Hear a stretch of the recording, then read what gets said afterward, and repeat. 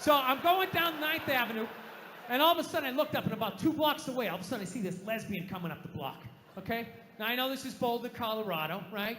So you guys are all like, fucking, hey man, you know? Like, how did you like know she was a lesbian, man? Like, that's not cool. You just looked at her and you just knew she was a lesbian? You don't know her. How do you just know somebody's a lesbian? Easy. The same way you do.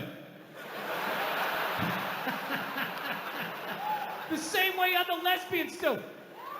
It's not calculus. No, but I get it. I understand in 2021, you're not allowed to say you know what a lesbian looks like, right?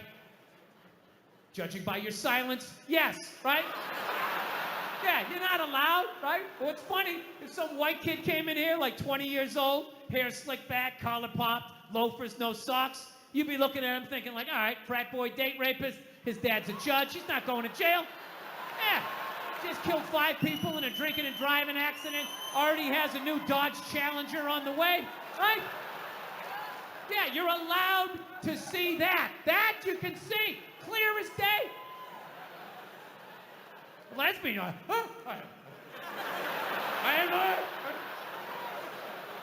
but that's how progressive you guys are, right? You don't have any idea, right? Like, let's play a game. I'll just name different people you see and see the slides that come into your head, right?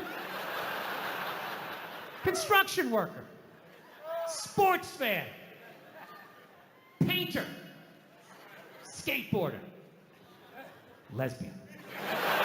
Right? It all goes blank. Is that a lesbian? Am I I mean, I have gay friends, but I've never noticed any sort of a through line.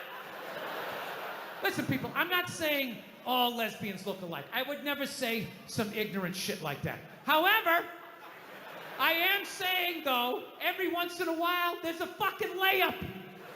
Right? Flat top, wallet chain, fucking walking up the street. Right? But even then, I'm not saying 100%. But gun to my head, I gotta go lesbian. Gotta go lesbian. Final answer, show me lesbian. Right? So, anyway, she's fucking walking up the street. I'm coming down, right? And it's clear to me that if we keep walking the way we're walking, we're gonna bump into each other. Now, I don't want to bump into a woman. I don't want to bump into anybody in New York. So I do the gentlemanly thing. I clock what's going on. So what I do is I just gradually shift over into my own lane. Now everything's fine, right? But then the weirdest thing happened. We walk like another 30 yards, and all of a sudden, she drifts back into my lane again. And I'm sitting there walking like, wow, that's kind of crazy. Thought I solved this problem. All right, so I fucking dip into another lane again, right? Okay, I'm walking. We go another 30 yards. She comes back into my lane again. So now, like, I'm up against the curb. So now I'm like thinking, like, okay, how do I do the politically correct math here? Like, what am I supposed to be doing here? Am I supposed to, like, am I supposed to step off into the bike lane and have some young kid on his electric bicycle come by, 40 miles an hour, run me over? I go down to the pavement, knees and elbows. And for the rest of my life, every time it rains, I got to think about this lesbian that walked me off the fucking block? Is that what I'm supposed to do? Am I supposed to give up the whole sidewalk? Like, oh, your gayness? Right? Or do I stiffen up my shoulder and protect my lane? Right? Now, I'm not proud of this, but I chose the latter. All right? I was like, look, I'm 53, I moved twice, I have an AARP card, I'm the fucking victim here. So I stiffen up the shoulder, and then immediately I'm thinking like, okay, this is gonna get crazy. I have never done this with a female before. This is in public, people are gonna see this shit, what's gonna happen, right? But I'm not gonna lie to you, she started closing in, she was moving, so I like leaned in, like I really got my legs underneath me because she was built like a janitor, and I was not going to get spun around. I wasn't getting spun around, not having that on the fucking logbook, right? So I lean into this shit, and at the last second, she turned her shoulder, and we just missed shoulders, but our forearms still slapped together with significant enough force that it warranted a turnaround. Okay? Now, I know most of you guys drive, so I will break down pedestrian etiquette really quickly in New York City. This is the deal. If you're walking down the street in New York, right? You're walking, and if you just sort of brush sleeves with somebody, you don't have to stop. You can just look over your shoulder. Hey, sorry, man. My bad. Have a nice day, right? Then there's the next level. Moves up a little bit. You're walking down the street, you actually bump into somebody, you actually have to turn around. Sorry, didn't see you. Little dojo bow. My bad. Whatever you have to do, my sensei, to keep it from escalating. And then there's the last one. You're just walking down the street and you hit so fucking hard, you gotta turn around and go like old school Dustin Hoffman, De Niro, like, hey, I'm fucking walking here! Huh? I fucking moved twice, you didn't see that? You drifted 2 times? Huh? So I turn around to have this confrontation. And let me tell you something, she never looked back. And I'm not gonna lie to you, that bugged me. That bugged me for like 3 days. 3 days, I'm just walking around New York, just fucking goddamn fucking bullshit. There's no fucking way you didn't do that on purpose. Who does that? Who drifts, you know? And I'm feeling this anger. It's just burning me up, and I know eventually it's gonna settle in my chest, and then one more time it's gonna be, I'm sorry, Dada, I'm sorry. It's like, I can't do this. I can't do this to my daughter, I can't do this to my kids. So I started reading up on anger. Like how to let go of shit, I think is what I Googled.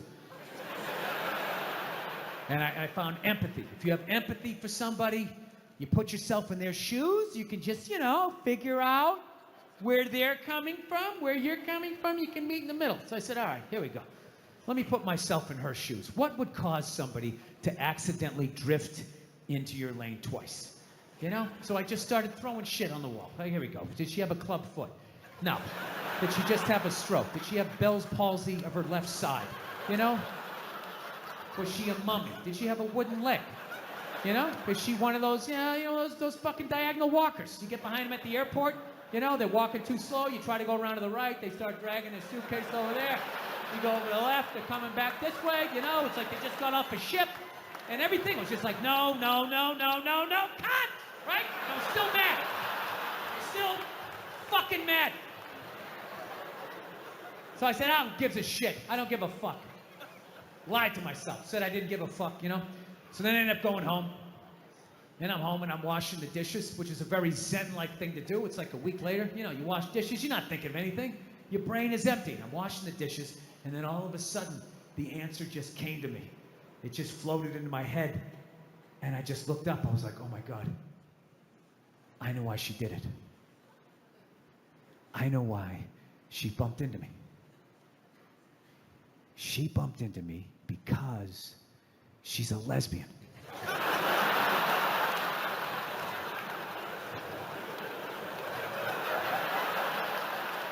Like yourself. Can I start with the elk thing? Yeah. Because I am fascinated with hunting. I think it's badass. I think everybody should know how to do it. And I'm not I am an animal lover, but I'm not going to be that hypocritical one that fucking eats chickens that had their fucking beaks clipped off and they got the roided out Mark McGuire breastplate and they're tipping over in the coops, all that shit that you see. And then I'm going to be like, oh, how could you shoot a fucking pheasant or whatever the hell you're shooting out there? But I retweeted a picture of, you got this, what is it? You said it was a 12-pointer, or how do you say, 6 and 6? It's a 6x6, they call it. A Straight 6x6 elk. It's a 6x6. All right, so that means it's a big elk. I've shot 3 elk. That's the biggest one by far. That one was monstrous. It was huge. So what is the? This is the thing that always fascinates me about hunting shows, is the nervousness and the whispering before you take the shot. They're always like, "Okay, there it is. There it is. Just relax." Okay, exhale and just like if you miss, I mean, is the fucking thing going to come running at you? That's what it seems like, because it doesn't have. You're trying not to spook it because you have to have it close enough for you to shoot it. Depending upon how you're shooting it. If you're shooting it with a bow and arrow, you got to be real close. You got to be inside of 60 yards most of the time. Bow and arrow's badass. I shot one with a bow and arrow. That one out there, the big one, I shot with a rifle. Dude, a bow and arrow. Yeah. That's to me, that's the shit. I saw Ted Nugent. He shot a fucking bear. You know, which I could never do. I fucking love bears. There's certain animals, but you know what I mean? Bears are interesting. I've shot bears. You shot a bear? I eat bears. I'll get you some bear sausage. I can't eat a bear. I've shot 3 bears with a bow and arrow. I can't eat a bear. They're good. And dude, if you I bet knew you're about delicious. Bears, I bet you're delicious. You're like a fucking sirloin. Well, we look at bears. A filet mignon. You got like no fat on you. Like tender and juicy. That's what I've always felt that about you, Joe. Thank you. We think of bears, I think, very incorrectly because with you know what the word anthropomorphization means when you put human characteristics in animals like Yogi Bear and shit like that. Or you make them ride a bicycle at the circus. We have this idea that bears are these cute things, but where my friend lives in Alberta, where I hunt, they literally have to shoot them because they don't have any predators. So if bears don't have any predators, and they just breed and they keep breeding, and then they decimate the moose population, the elk population, and they cannibalize each other. That's the thing that most people. So they kind of handle it in house. Sort of, but they eat babies. That's what they do most of the time. What do you mean eat babies? They eat their own babies. They're kind of sliders. Little black bear sliders. Well, why wouldn't you? Well, it's brutal to see. You know, we've stumbled across paws and stuff from cubs with the male boars. That's what the ones. Let me ask you this: when you just find a baby bear paw in the woods, I mean, a part of your soul has to just fucking.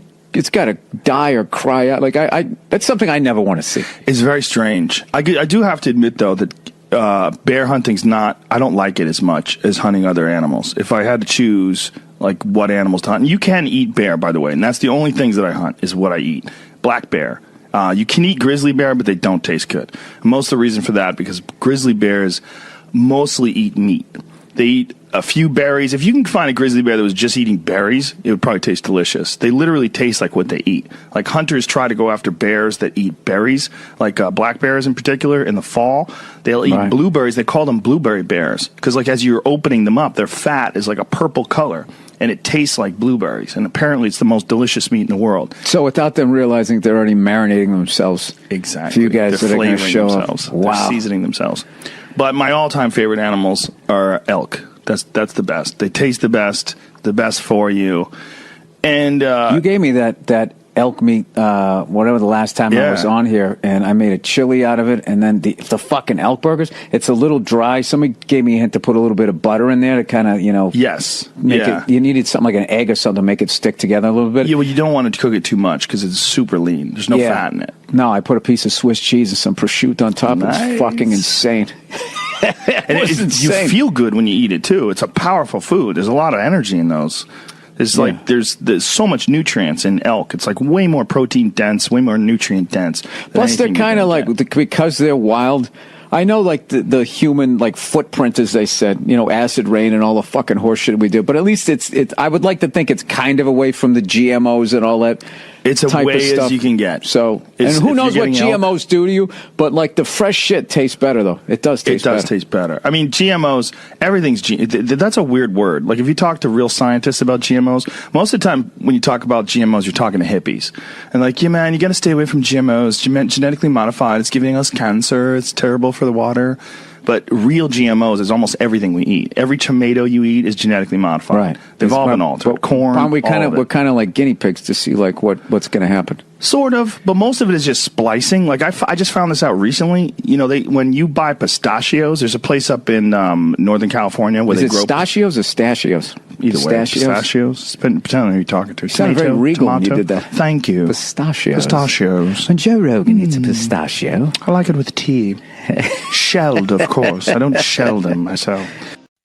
First of all, rest in peace to the amazing, incomparable Norm Macdonald. But somebody said, when I feel bad and down, I watch Norm Macdonald YouTube clips for hours and it makes me feel better. And dude, I did that yesterday, and shame on me for only knowing a handful of them. every fucking thing that guy did, including when he said to Barbara Walters, Clinton killed a guy. It's the fucking greatest thing. And they go, no, you can't say that. And he goes, and she goes, Steph, you came here to be funny. And he goes, what? He goes, I thought it was public record.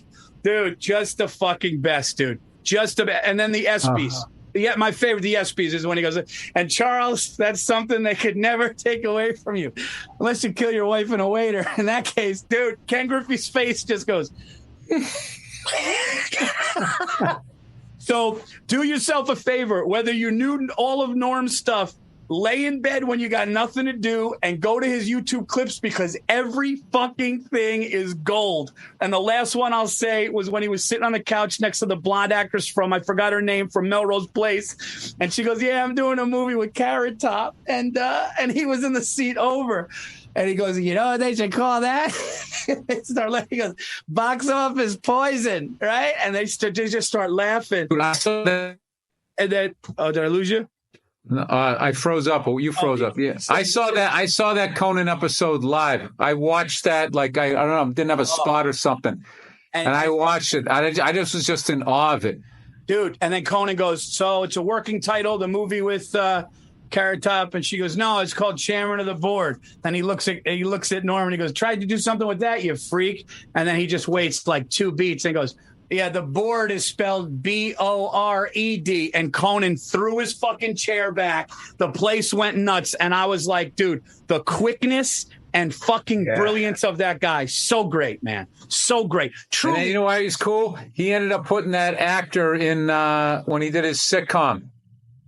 He ended up getting her a job. Because he probably felt bad because then the movie flopped.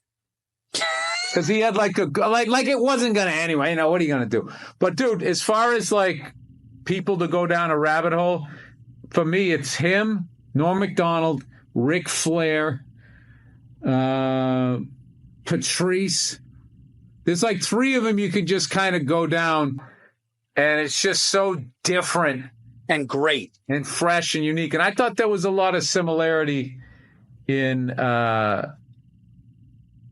as far as what they did, Patrice and Norm. I thought there was a lot of similarity. It's brutal, dude. That guy was just one of the. He's such a nice guy too. He's such a nice guy, and just I thought just so mentally beyond.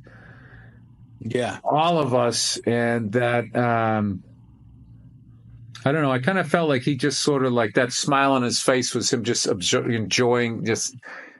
Once you get past the depression of observing humanity, if you can somehow get into that lightened thing to just be like, well, there's nothing I can do about it, I'll just sort of enjoy it. I don't know. I don't. There's no way. The hardest thing yesterday was trying to put a tweet out about this. How the fuck do you sum up a guy of that talent in a tweet? Yeah. Well, I actually yesterday after I heard it and I was sad. I never had the pleasure to meet the man, but I can tell you, I got really happy watching his stuff, and time went by really fast. I just was watching clips, and then I'm showing my wife clips, and we're just laughing. And it was just beyond brilliant and beyond. And you could kind of see behind a smile that there's more going on there. But dude, his gambling was hilarious. He would tweet out a fucking golf tournament, everything that happened. Literally, he would go, Tiger's coming up on the second. He's got second shot. And then he would go, Tiger missed that second shot. He's coming up. And he would just, and you think it would be over. And he would just keep doing it. Just so fucking great, man. But dude, when Barbara Walters, when he goes, I just want no homicide in the White House. Let's get rid of that. And they're going what do you mean? What are you talking about? And he goes, oh, Clinton killed a guy. Dude, it's and they fucking freaked out, dude. Dude, Barbara Walters freaked out, and Joy Behar was just trying to smile. Yeah, because she knew she was worried about libel and slander. You can't do that on TV. But he can do it because he's a comedian, and Bill Clinton's a public figure. It's a weird kind of thing. But she had never dealt with somebody like him. He said, oh, Clinton killed a guy like he was telling her for the first time, which was so great. And they just fucking freaked out. But anyway, rest in peace to one of the greats. Watch his clips, and it's a big blow. You could feel it. He's one of those you could feel. So that was a big one. And I got to tell you, you need guys. I just don't know. Why can't somebody who's a fucking I don't want to wish that on anybody, but one of these cancel culture people, just, comedian that tries to take out other comedians. Ugh. Every 5 I mean, what? I mean, the fact that there's fucking comics out there doing that to other comics, talking about events where they weren't even there. I know. And they're literally getting this information as I'm getting it, and they just comment on it and try and help take a person out when you weren't even there. Why would you comment one way or the other? Yeah, it's. And then you present yourself as like the hero and this champion and all of that fucking shit. Oh.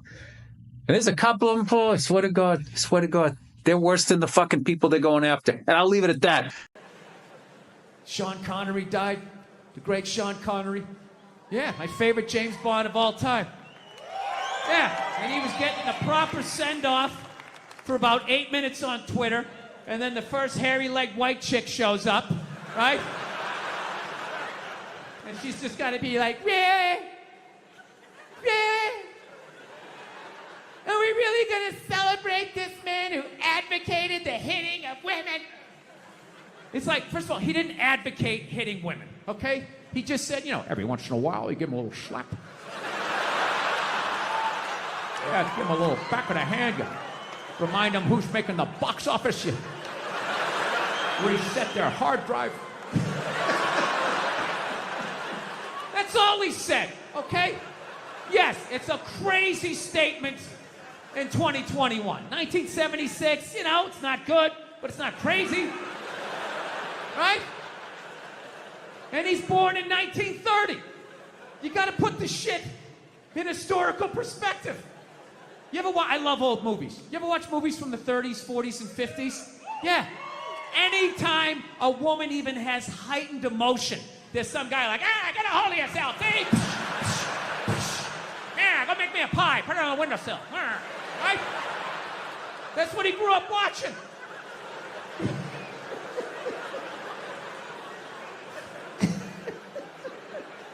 I grew up in the 70s. I thought being a truck driver was a cool thing. You had a monkey for a friend.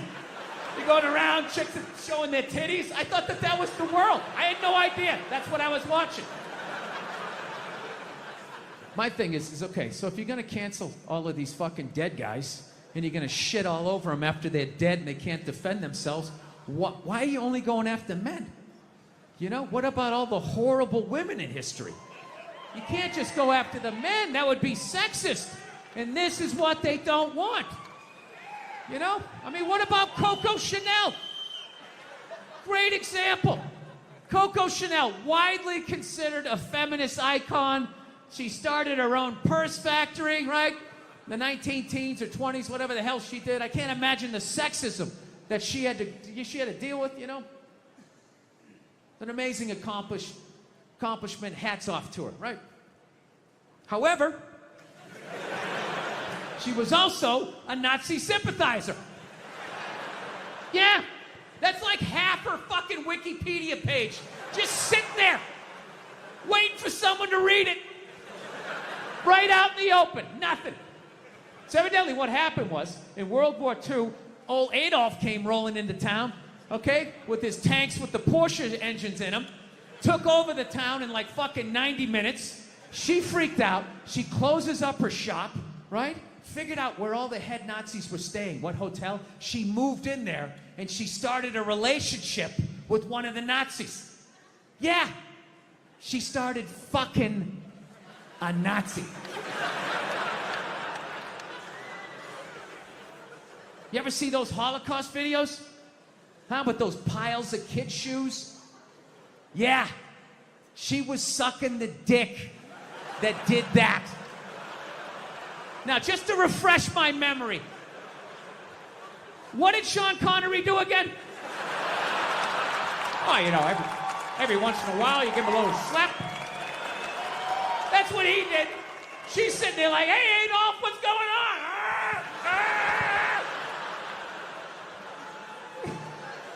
She so sold out her own country, she had to flee it at the end of the war. And I have no idea how many dicks she had to suck to get back in it. But I'll tell you, despite all of that, I still don't judge her. I don't. Because I've never been in that situation. You know, I've never been in a country where all of a sudden the most powerful army the world has ever seen comes in and takes it over in a couple hours. She must have been terrified, right? And she's a woman. You know, she's into fashion. They show up with those Hugo Boss uniforms. You know, her knees buckle a little bit. Things start getting ugly. People are getting shot in the street. She's freaking out. You know. And she's a woman. And women know, push comes to shove. When you get your back against the wall, no matter how bad it gets, they always have the option of fucking their way out of a situation. They always got that card they can play, right? All women know this. All women know this. Men don't realize this till they go to prison. But women learn this early on. She had the option, and she took it. I can't get mad at her for that, you know? So she's dead and gone. I think she's up there in heaven. I think she made it. She's up there with Sean Connery. Every once in a while, they have a disagreement. He gives a little slap, you know? She doesn't care. Once you shit on a Nazi's chest, I mean, a little backhand's not going to freak you out. Jesus can't say anything. He got a hooker, right? Everybody's got a little something they did.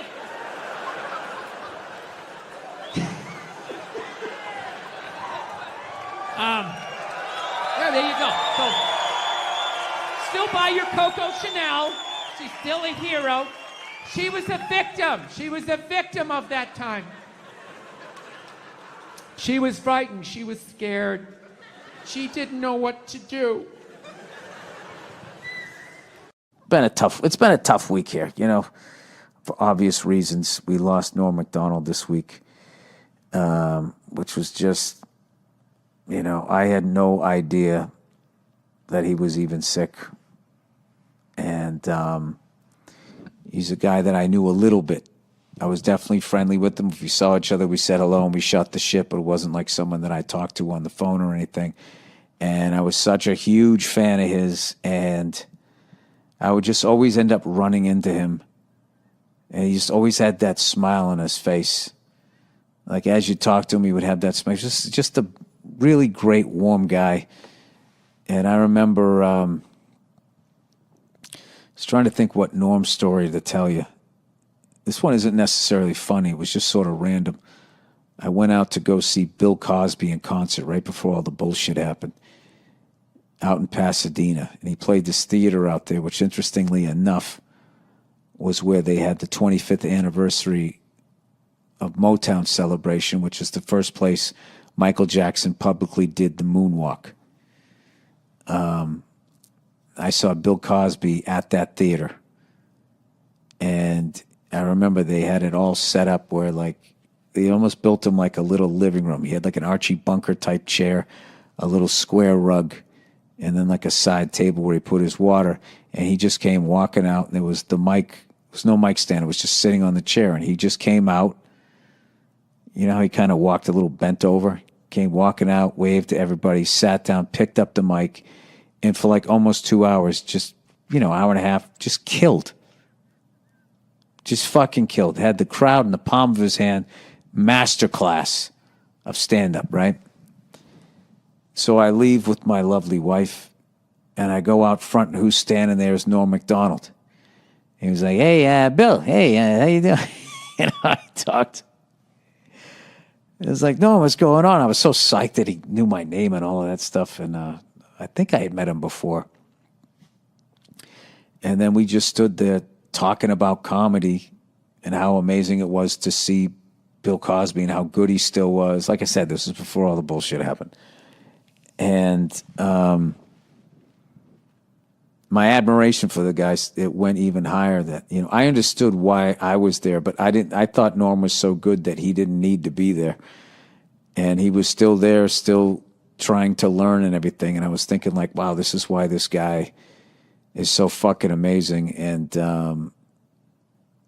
you know, he's just was somebody that you couldn't just watch one video of him. Like, you know, I was saying to Verzi how, like, guys like Ric Flair, Norm Macdonald, there's a few people, if you click on their videos, it's like say goodbye to the next 2 hours of your life, because everything that they did is so interesting and so different and so funny. And one of my favorite Norm Macdonald things that he ever did, because so many people like pretend that they don't give a fuck, both in my business and in other businesses. I don't give a fuck. Hey, you know me, I don't give a fuck. Those people that advertise them.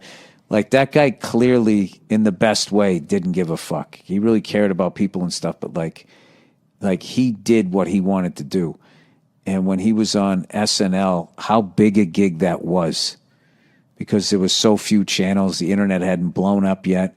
And even with basic cable and everything, I mean, it was still, if you were on Saturday Night Live and you were doing Weekend Update, it was one of the most coveted gigs a comedian could have. And you were part of this lineage of, at that point it was, Chevy Chase, Jane Curtin, right on through to Dennis Miller's reign when he did it. And, did Colin Quinn come after? I think Colin came after, but it was always just like the best of the best comics that they had doing it, and continued on with Tina Fey and all of them. And no one's walking away from that job. And if some suit at NBC tells you they don't like the jokes you're doing and be funnier,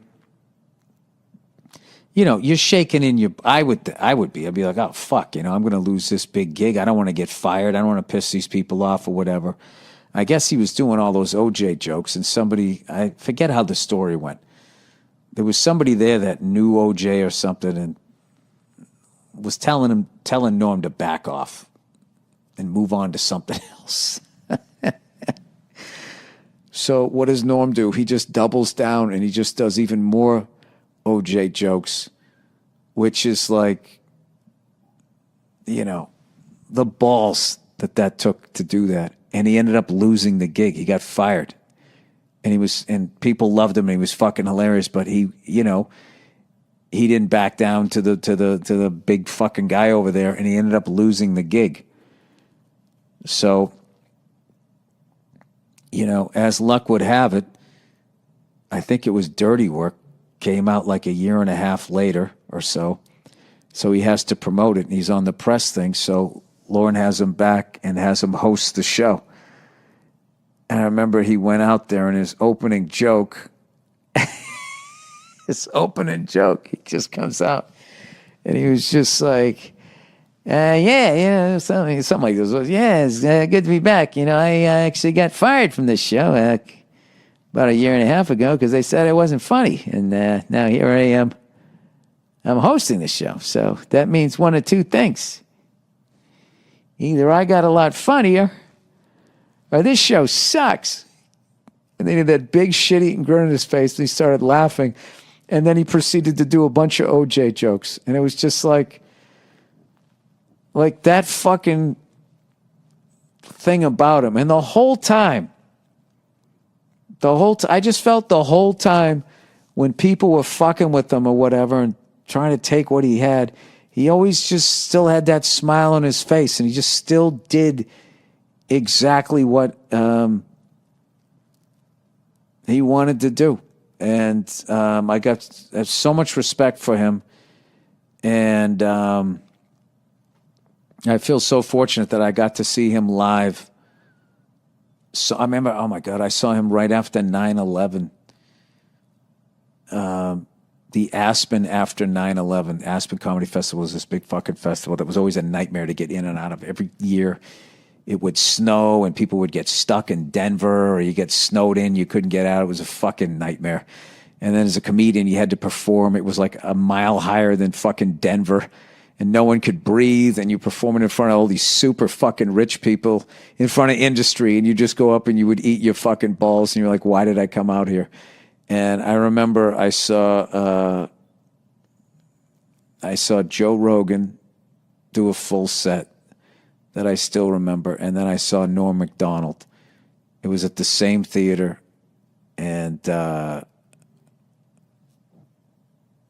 remember Norm came out, and he was doing bits on racial profiling and all of this stuff. I'm not going to butcher the guy's bits, but I remember just watching that full set, and I was like, this guy is one of the greatest comedians I've ever seen in my life. And I thought that every time I saw him. And I don't know. It was a pleasure to know the guy, even on a little level.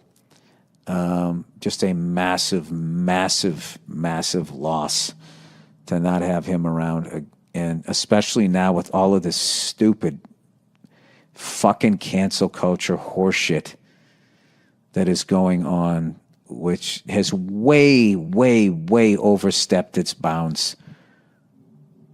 As it always happens, no matter who's behind it, it always ends up, starting off with something that makes sense, and then that becomes the overreach, and then it just becomes like, hey, is it me, or did you literally become what the fuck you were trying to stop?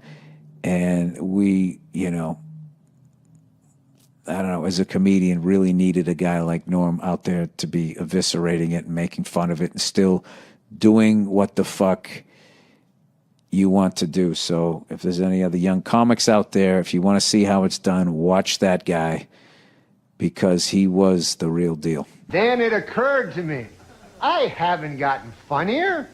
The show has gotten really bad.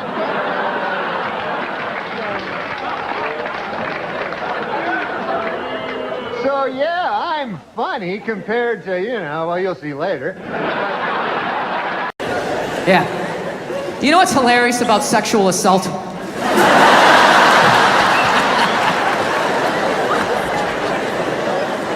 You know what's hilarious about it is how women are acting like that is a uniquely female experience.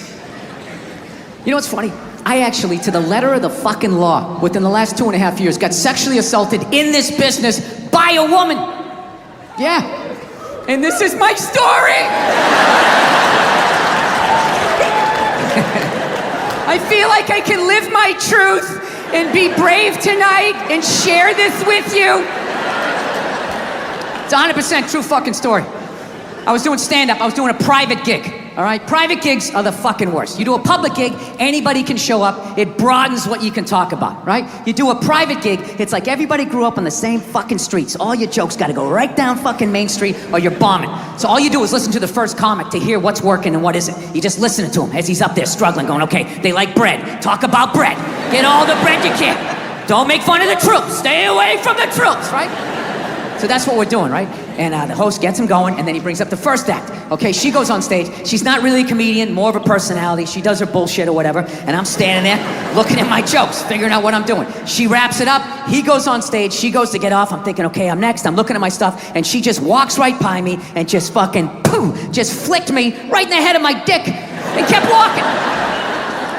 Like it was nothing. Just fucking pow, and just kept... I couldn't fucking believe it. I know what you're thinking. You're like, oh, is this a friend of yours? Was she flirting with you? Was this a joke? None of the above. You know what it was? I swear to God, it was like a bully vibe. Like she was trying to get in my head. Like, there you go, you little red dick. Poof, follow that. And she just kept walking. Dude, my first thought as I saw her walking away, I just wanted to punch her in the back of the head as hard as humanly possible. Like literally make her leave her shoes, you know? But the other side of my brain's like, oh no, dude, you can't do that. You can't do that, it's a woman. And it's just spitball. Well, fucking boot her in the ass then. Boot her in the ass. Can't hit her, dude. Can't hit her, it's a woman. Well, fucking tell somebody. Tell somebody. And all I'm thinking is like, dude, I'm a guy. You can't fucking tell anybody. Nobody gives a shit what happens to a guy. I'm gonna walk up to another man and be like, excuse me, sir, but she just flicked me in my pee-pee and I didn't like that one bit. No, sir, I didn't like that at all. No, I didn't. All the guy's gonna be like, dude, if she did that to me, I would've taken my balls out too. Be like, hey, fucking flick both of these fucking sports bar up top, Super Bowl, hey, right? That's all I would've got, right? So now I'm standing there, I'm waiting to go on stage, the dude's doing my intro, I'm trying to think about jokes about bread, and the tip of my dick is still stinging. This is the world I'm in.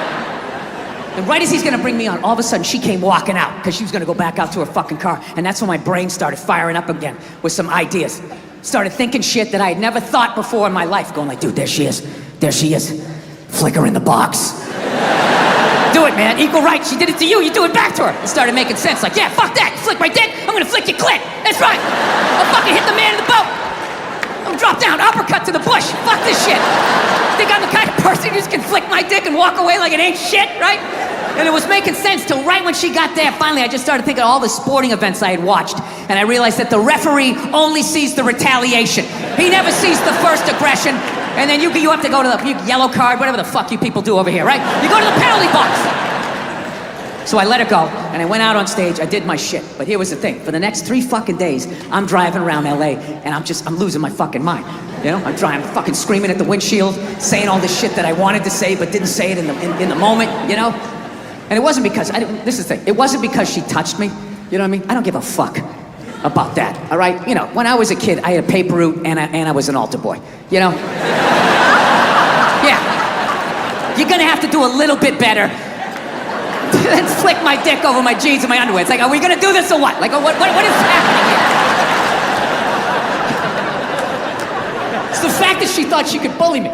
So after like fucking 3 days of this shit, I had a splitting headache, and I started realizing, like, wait a minute, she's winning this thing. You know, here I am, still thinking about this shit. She's probably gone on to like, I don't know, flick 30 to 40 dicks since she's been with me. Right? She doesn't give a fuck about me. So you know what I did? I drove home to my house, there was nobody home. I went upstairs, I closed the door, and I just sat down and I meditated on it, and I just forgave her. I did. I just pictured her as a little 5-year-old girl crying because her alcoholic dad, you know, wouldn't hug her or something. And she's just standing there crying like, but Daddy, I love you. He's like, get away from me. I never wanted children. And then he walked through a screen door and he like face planted into this above ground pool. And he had a tool belt on. And it just sort of pulled him under. And she ran out, she grabbed his foot, and she was pulling and his boot came off, and she sat down, and she just watched him slowly drown. I don't know what happened after that. I just felt like this weight lift off of my chest. So there you go, all you tough guys over here in England. Don't be afraid to meditate, man. I'm telling you. You can let a lot of stuff go. So we're living in a fucking weird time. Obviously, beyond all the bullshit that's going on now, like every time I think feminism has kind of like died off, you know, like a band you can't stand, and they haven't put out an album in a few years. You're like, oh, good. Did they quit? Did they break up? And all of a sudden they come out with some more shit. You're like, ah, fuck. What is it now? I'm just fucking with you. Feminism doesn't bug me, you know.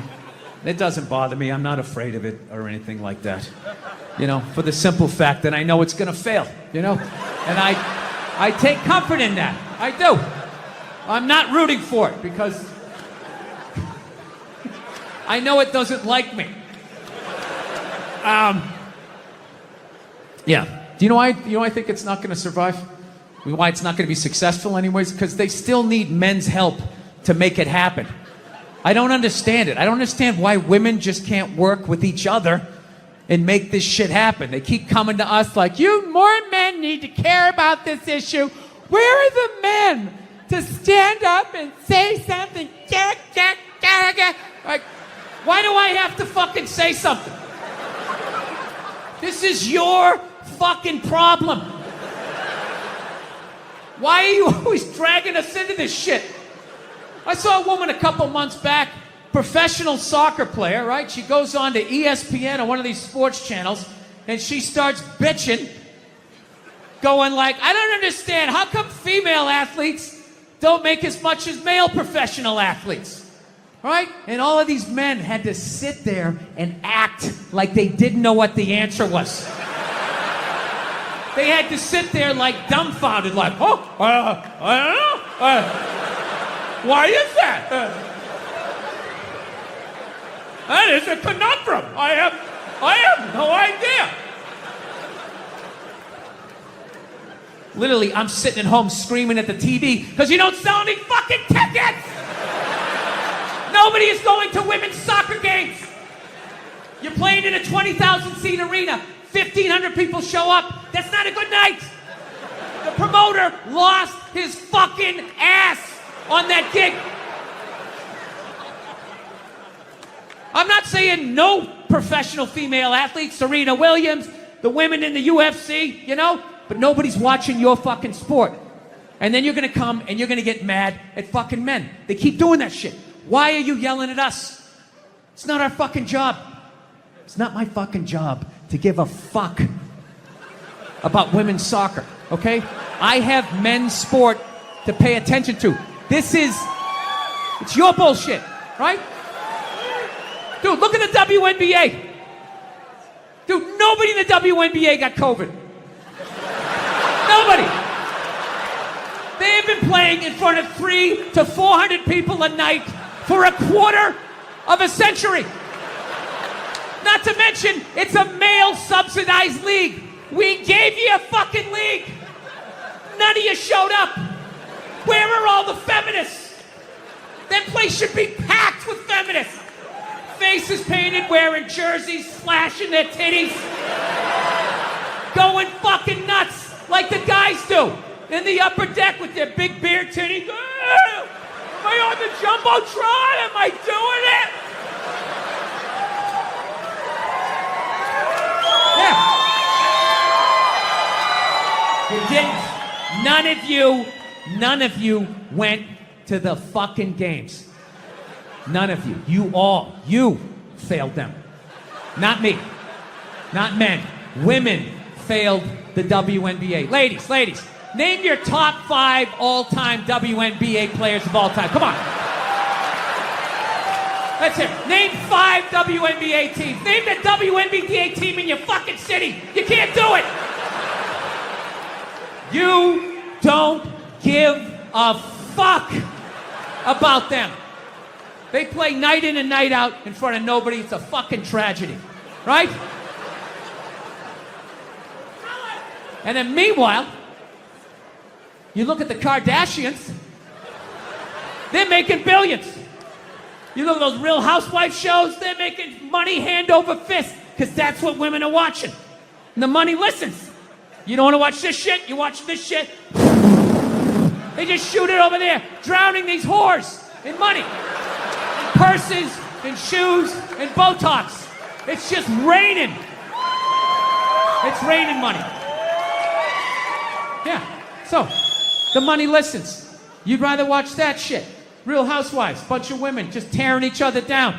Well, maybe that's why your husband left you. Maybe that's why your husband left. That's why you can't have kids, bitch. That's why your ass is as flat as your titties, bitch, right? That's the message you sent. We would rather watch that than see a bunch of women come together as a team and try to achieve a common goal. We would rather watch them absolutely fucking destroy each other. Yeah.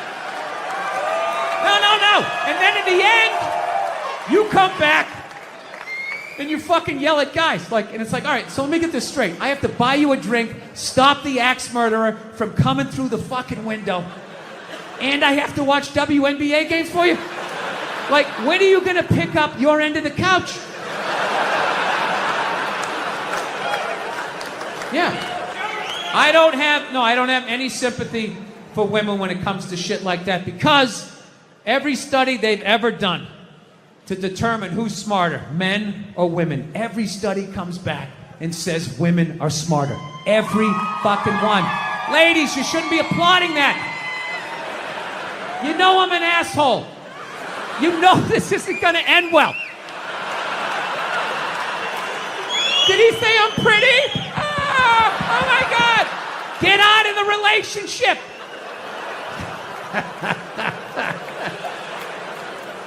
If every study says that you're smarter, okay? The question you should be asking yourself was, we're so goddamn smart, how are we in the situation we're in? Well,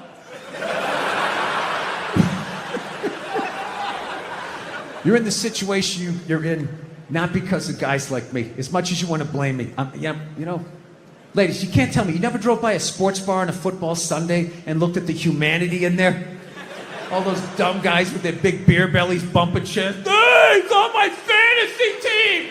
Up top, yeah! You want to get some more mozzarella sticks? As a woman with your bigger brain, you never looked in there and thought to yourself, I'm fucking losing to that? I'm losing to that.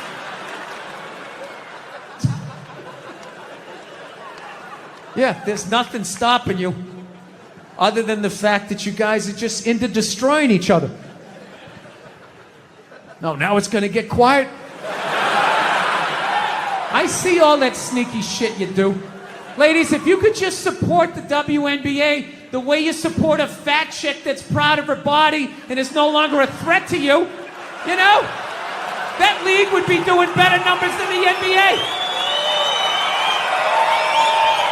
Oh my God, that's one of the saddest things I've ever seen. Oh my God, you're a goddess. You're gorgeous. You look great in that bikini. I would kill myself if I looked like that. Keep eating, keep eating. Lose a toe, you fat bitch. It's just, you saw an alcoholic where you'd be like, oh my God, look at you. You're face down, passed out. Your kids are crying. You're a hero. You're a god. Keep doing what you're doing. You'd be like, dude, you need to get your fucking shit together. Get off the sauce. I will tell you, that's one of the most genius things I've ever seen. How regular looking women somehow mind-fucked advertising to get beautiful women off of billboards. Yeah, just regular fucking who gives a shit looking women, right? I'm just being honest. Come on, we're outside. We're in the woods. We can be honest.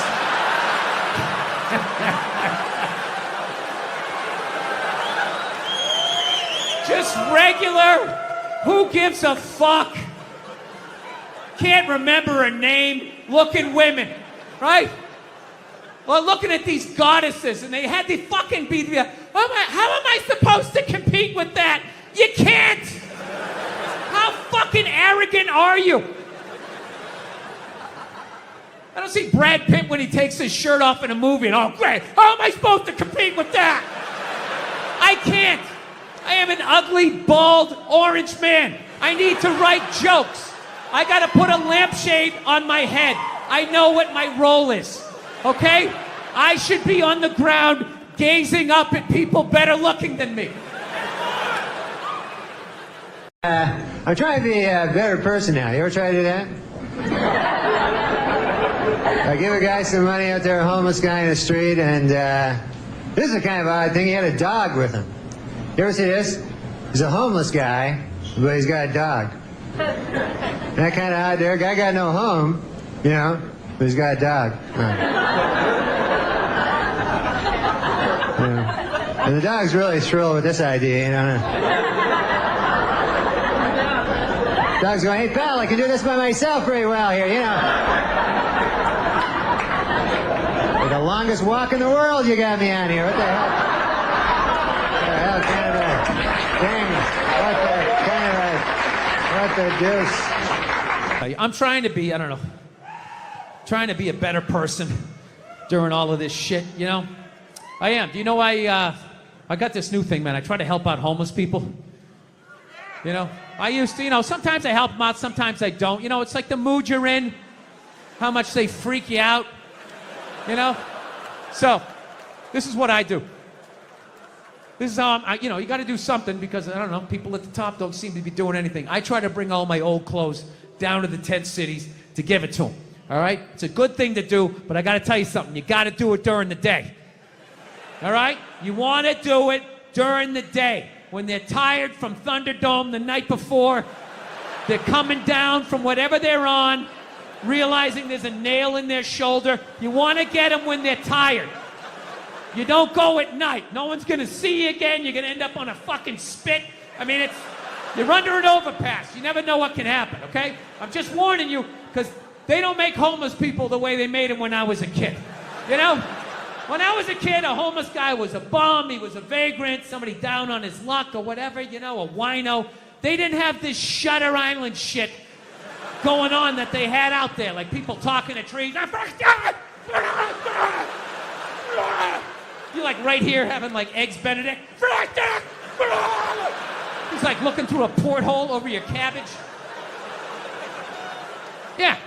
When I was a kid, you could only be crazy outside for about 15 minutes before a van would pull up and two guys in nurses' outfits would just come walking out. Like, hey, buddy, how's it going? You're making a lot of racket out here, aren't you? Why don't don't you do me a favor? Try this shirt on. And you're like, okay. How come the sleeves are so long?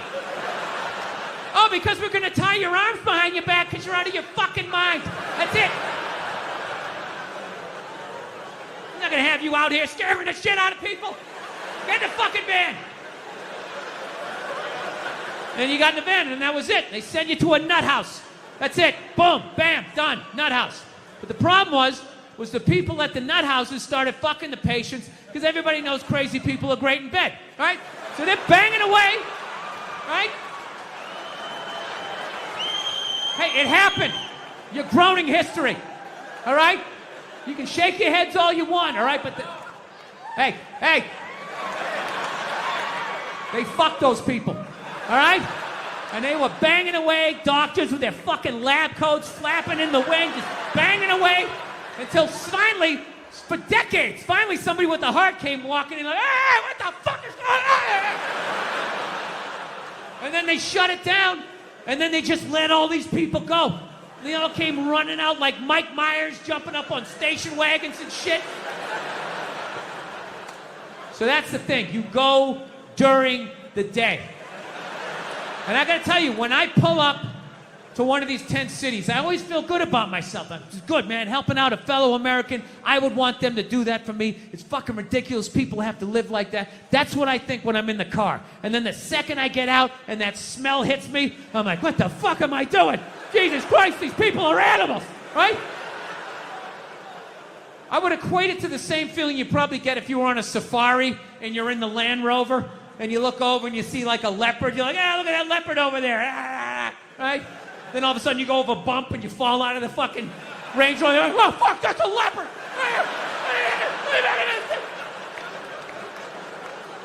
Yeah, so I pull up and I'm feeling like, you know, fucking Uncle Sam. And then I get out of the car. I'm just like, Jesus Christ, what the fuck am I doing? I start walking like this. There's always like some sort of movement going on. Somebody fucking limping across the street or something. And I've never been able to get close enough to talk really to anybody. You know, like they do on the news. You know, like, Jesus, you've been sitting in here, you know, for a couple of months.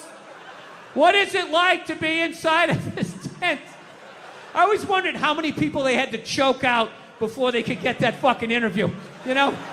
Just coming in, blow darts, numbing up everybody else, building a perimeter. So what I do is I get about 30 yards away, and then I start walking like this. And then I chicken out. I always chicken out. 30 yards away, I just go, free shirts! I run back to the car. And that's when your brain starts playing tricks on you. Like I'm convinced somebody just came running out of that tent with like a 2x4, running after me. So what I always do is I always do a lap around my car before I get in it, you know? Because homeless people have horrible lateral movement. You know, from all those years of sleeping on the sidewalk, their hips are just junk, you know, like an NFL running back. They gotta slow down like a cruise ship, like go right up and over the horizon. So in that time, you go around your car, you get your car, you drive away. You drive away. Your closet's a little more empty. You can go out, you can fill it back up again with shit you don't fucking need. You know, that's what you do.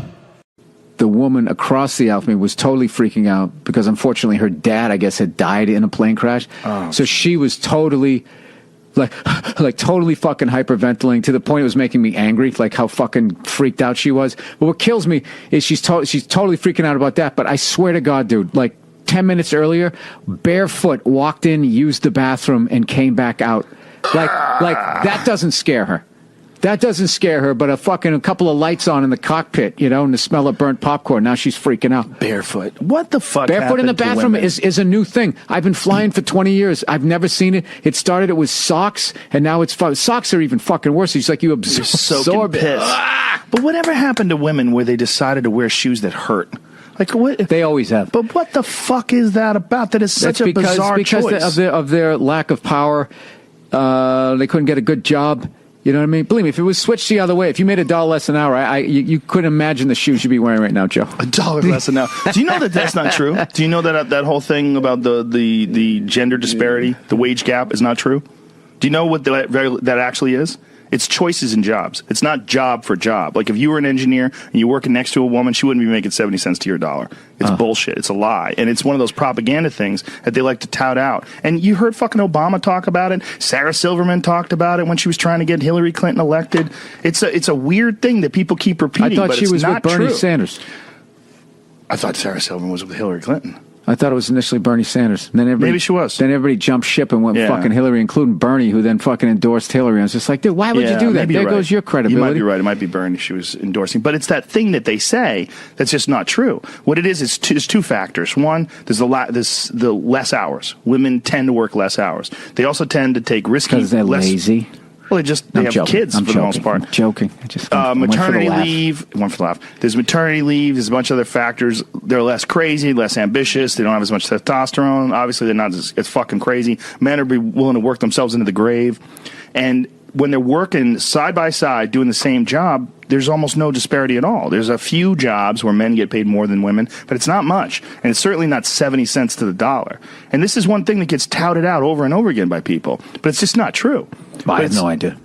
Look, I had a friend of mine who I got in an argument about it. We was talking about divorce, where we were talking about a buddy of ours that got fucked in a divorce. And he goes, hey, maybe it's to make up for the fact that women only make 70 cents an hour. I go, okay, the fact that you say that drives me fucking crazy because you think it's a good point, don't you? And he goes, yeah. I go, do you ever research that? And he goes, no, but it's a fact. I go, it's not a fact. It's not a fact. They make 70 cents compared to... A guy said this? Yes, a guy said this. He's a guy who likes to argue.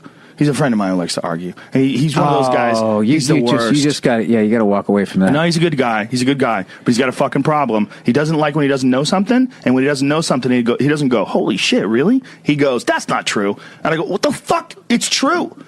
It's fucking true. Like, go Google it. Like, we got in a big fucking crazy argument. A web series? I want to watch you guys drive from here to San Francisco, just watching you losing your shit. It's fucking true. Well, a couple times we've gotten in these arguments. We've gotten in like 3 of them, and it's like when I don't know something, I'll say I don't know. Or if someone says something and I didn't know that, I'll go, holy shit, is that true? He's the opposite. He's like, that's not true. So, if I don't know something, I'll do a bit on it. Twice this fucking guy's done this besides act like I know what I'm talking about. But that's comedy. I did a bit on the wage gap on my new my new special. Yeah. Well, there you go. Well, my whole thing was like, how the fuck did they find out what everybody makes? You just call up the IRS? Can we get W-2s on everybody? They're going to give you that information. Well, I don't know. I don't know. I have no idea, but all I know is it's harder for them straight across the board. That is the thing. For women? Just everything is harder, and all of our lives are easier. That's the overall fucking message. I see. You're being sarcastic.